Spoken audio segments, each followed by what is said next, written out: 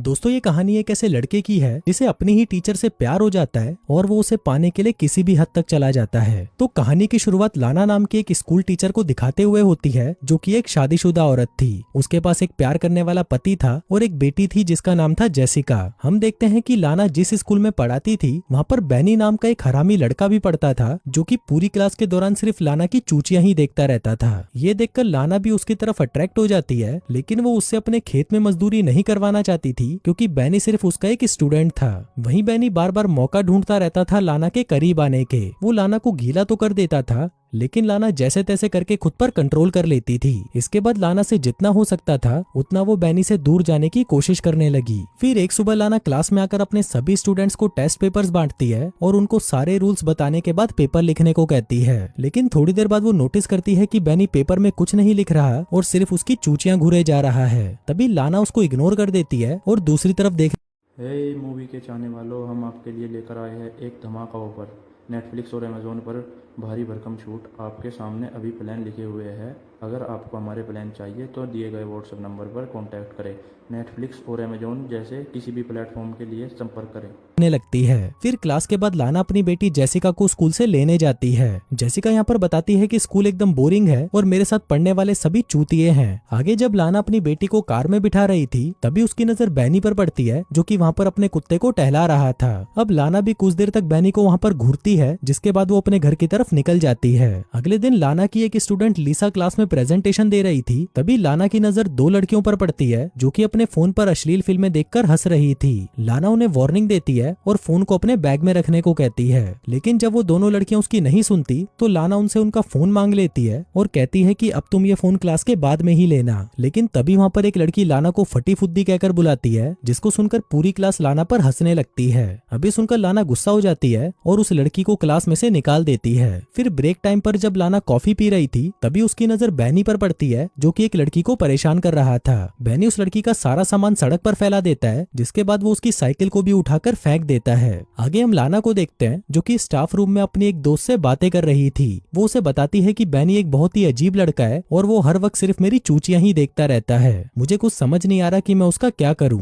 तभी उसकी दोस्त कहती है कि तुम कुछ मत करो, बस उसके आगे घोड़ी बन जाओ, बाकी जो करना है उसी को करना है। लाना कहती है कि भीसड़ी की तुझे बोला किसने ज्ञान देने के लिए, जो करना है मैं खुद कर लूंगी। अगले दिन क्लास में लाना बैनी से कहती है कि मुझे तुमसे कुछ बात करनी है, जिसके बाद वो उसे खाली क्लासरूम में ले जाती है और बैठने के लिए कहती है। लाना उससे पूछती है कि तुम्हें स्कूल कैसा लग रहा है, तुम्हें मजा आ रहा है या नहीं। बैनी कहता है कि हाँ, बस वो छोटी मोटी चूचियां देखकर काम चल जाता है। आप बताओ आप क्या चाहते हो मेरे से। लाना कहती है कि मुझे बस तुम्हारी चिंता है और तुम्हें क्लास की लड़कियों के साथ बुरा बर्ताव नहीं करना चाहिए। जिसके बाद वो उसके घुटने पर हाथ रखते हुए कहती है कि अगर तुम्हें कोई भी मदद की जरूरत हो तो तुम बिना किसी झिझक के मुझे बोल सकते हो। लेकिन तभी बैनी उसके हाथ की तरफ देखकर मुस्कुराने लगता है तो लाना अपना हाथ हटा लेती है। बैनी कहता है कि मुझे तो नहीं लगता कि तुम मेरी मदद कर सकती हो। लाना कहती है कि मुझे तुम्हारे भविष्य की चिंता है, तुम तो पिछले टेस्ट में भी फेल हो गए थे और मुझे समझ नहीं आ रहा कि तुम अपनी जिंदगी में क्या करोगे। अब लाना की ये बातें सुनकर बैनी हंसने लगता है और कहता है कि जाने मन ये सब फालतू की बातें छोड़ो और जल्दी से मेरे लिए घोड़ी बन जाओ। अभी सुनकर लाना घबरा जाती है और मीटिंग का बहाना लगाकर वहाँ से चली जाती है। लेकिन जाने से पहले वो उसे कहती है कि तुम मेरी बातों पर गौर करना।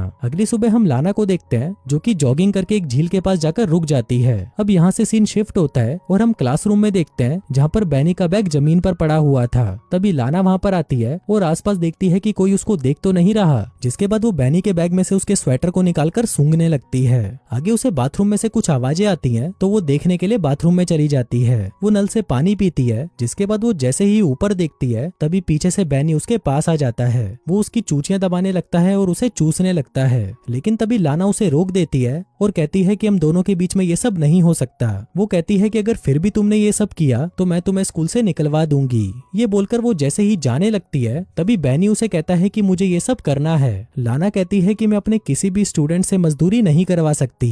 फिर क्लास वापस जाते वक्त बैनी लाना से कहता है कि मुझे स्कूल के बाद तुमसे अकेले में मिलना है, लेकिन लाना उसे मिलने से मना कर देती है। फिर बातें करते हुए वो लोग सीढ़ियों के पास चले जाते हैं, जहाँ पर लाना बैनी से कहती है कि मेरा कुआं प्यासा तो है, लेकिन मैं उसमें तुम्हारे पाइप से पानी नहीं भरवा सकती, इसलिए बेहतर यही होगा कि तुम मुझे भूल जाओ। जो कहकर वो वहाँ से चली जाती है। फिर स्कूल से बाहर आकर जब लाना अपनी कार के पास जाती है तो वो देखती है कि उसकी कार का साइड मिरर टूटा हुआ था और उसकी कार पर स्क्रैच आए हुए थे।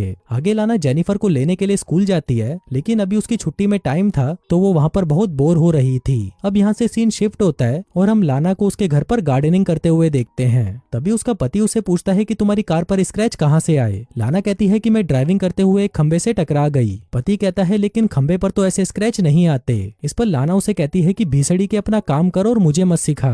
अगले दिन क्लास में लाना अपने स्टूडेंट्स को इंटर्नशिप के लिए एक लेटर लिखने को कहती है और सबसे पूछती है कि किसी को कोई सवाल तो नहीं पूछना। तभी बैनी अपना हाथ खड़ा करता है और उससे पूछता है कि क्या आप अपनी जॉब छोड़ रही हो, क्योंकि मैंने आपको प्रिंसिपल के पास जाते हुए देखा था।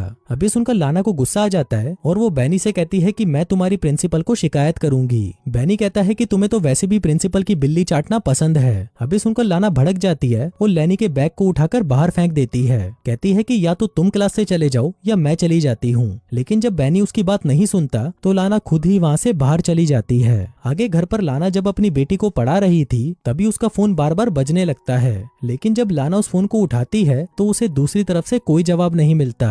फिर अगले दिन जब लाना स्कूल जाती है तो अपनी क्लास में बैनी को अकेला बैठा देखकर वो डर जाती है और स्कूल की रिसेप्शनिस्ट को जाकर कहती है कि आज मेरी तबीयत ठीक नहीं, जो कहकर वो वहाँ से चली जाती है। फिर रात को डिनर बनाते वक्त उसका हस्बैंड उससे पूछता है कि तुम्हारा आज का दिन कैसा रहा, जिस पर लाना उसे झूठ बोल देती है कि मैं पूरे दिन क्लास में पढ़ा रही थी। फिर अगले दिन जेनिफर को स्कूल छोड़ने के बाद लाना अपने काम पर नहीं जाती और एक नदी के किनारे रुककर वहाँ पर कुछ सोचने लगती है। इसके बाद वो एक म्यूजियम में चली जाती है और थोड़ी देर वहाँ पर पेंटिंग्स को घूरती रहती है। इसी दौरान वो वहाँ पर बैनी को देखती है जो कि उसे ही घूर रहा था।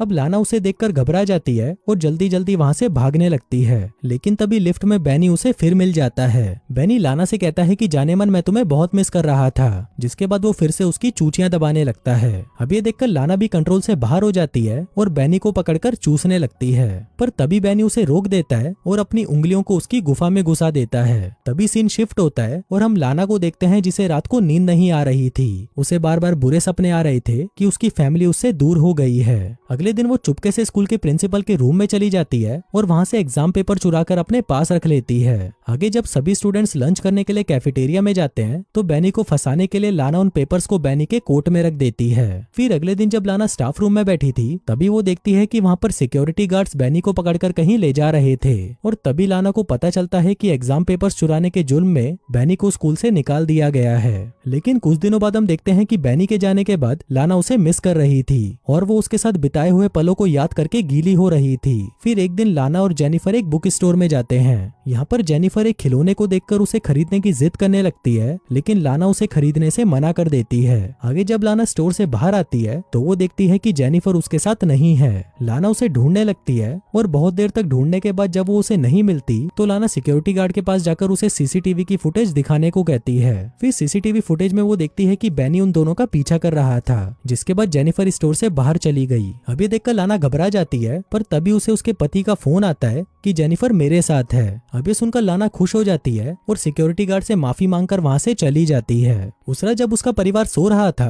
तभी लाना को बार बार दरवाजे पर नॉक करने की आवाज आती है। लाना बाहर जाकर देखती है तो वहाँ पर कोई नहीं होता। फिर वो दरवाजा लॉक करती है और तभी वो इमेजिन करने लगती है कि वो बैनी के साथ दबा दबा कर मजदूरी कर रही है। अगली सुबह लाना बैनी के घर पहुंच जाती है और थोड़ी दूर पर अपनी गाड़ी को रोककर बैनी का वेट करने लगती है। आगे जब बैनी अपना स्कूटर निकाल के वहाँ से जा रहा था तभी लाना भी अपनी कार से उसका पीछा करने लगती है। पीछा करते करते लाना एक सुनसान जगह पर पहुंच जाती है और तभी वो अपनी कार की स्पीड को बढ़ा देती है, जिसके बाद वो अपनी कार से बैनी के स्कूटर को टक्कर मारती है और चुपचाप वहाँ से निकल जाती है। थोड़ी देर बाद लाना अपनी कार को साइड में लगाती है और बाहर निकलकर वहाँ से कहीं चली जाती है। दोस्तों, यहाँ पर लाना बैनी से इतना ज्यादा परेशान हो चुकी थी कि वो उससे पीछा छुड़वाने के लिए किसी भी हद तक जा सकती थी, यहाँ तक कि वो उसकी जान भी ले सकती थी और लाना ने ऐसा किया भी। और दोस्तों, इसी के साथ ही ये कहानी यहीं खत्म हो जाती है।